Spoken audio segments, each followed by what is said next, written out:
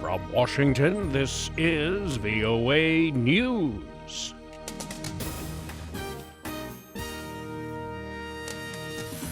I'm Victor Beattie reporting. A report from Belgium says police have identified two of the suspects in Tuesday's bombings at the Brussels airport and a subway station that killed at least 34, wounding more than 200. Broadcaster RTBF says brothers Khalid and Brahim el-Bakraoui are believed to have been suicide bombers. A third suspect is still being sought. Islamic State claimed responsibility for Tuesday's carnage. Nous voulons tout mettre en œuvre pour réussir. Belgian Prime Minister Charles Michel said everything's being done to return life to normal in the country. He said freedom was hit in the heart in Brussels.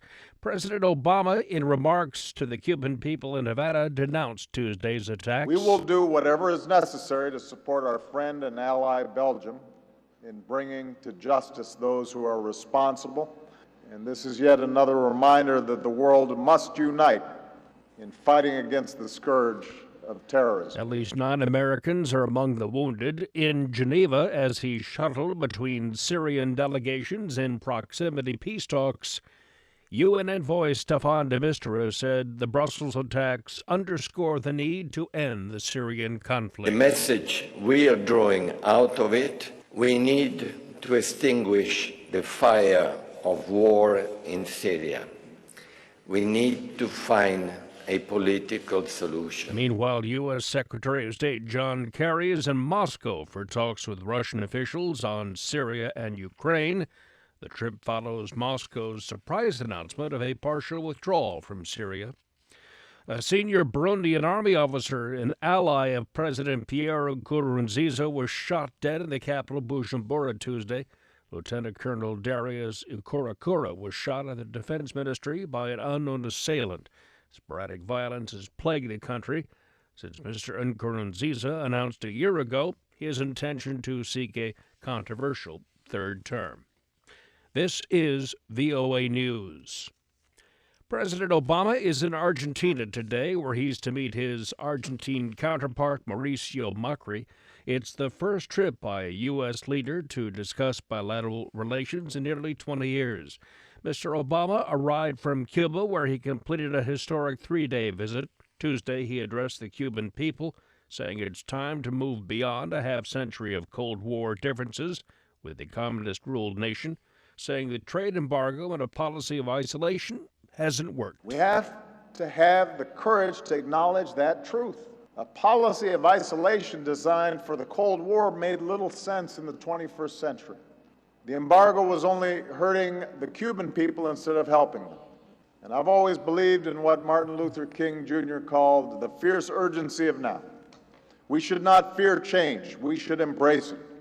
Speaking at Havana's Grand Theater, he also took aim at the communist island's lack of democratic values. Even if we lifted the embargo tomorrow, Cubans would not realize their potential without continued change here in Cuba.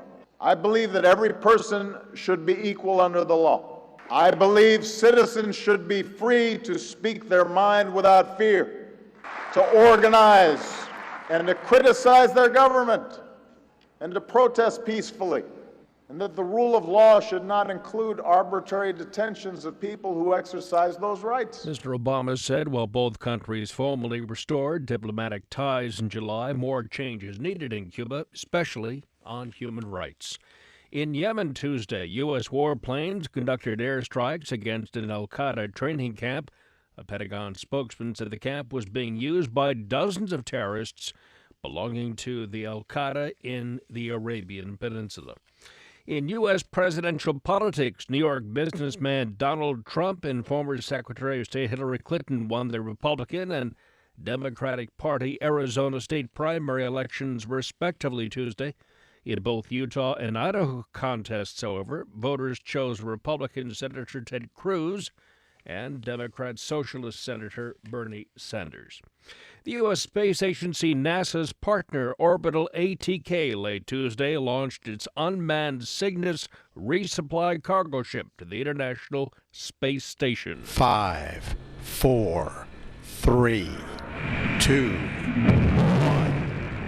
Ignition and liftoff of the Atlas V rocket with Cygnus, with supplies for the crew, experiments for the science. The Cygnus capsule contains nearly 630 kilograms of food, equipment, and scientific research, including a first-ever fire experiment.